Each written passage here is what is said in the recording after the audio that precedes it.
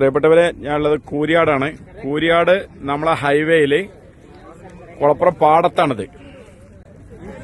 കുളപ്പുറം പാടത്ത് JCB അടക്കം ഒന്നായിട്ട് നമുക്ക് അതാ പോയിട്ടുണ്ട്.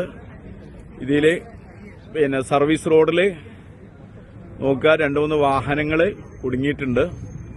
സർവീസ് റോഡ് മൊത്തം വിണ്ട് കയറിയിട്ടുണ്ട്. വല്ലാത്തൊരു ഭീകര അന്തരീക്ഷമാണ് ഇവിടെ കണ്ടിട്ടുണ്ടെങ്കിൽ കേട്ടാ.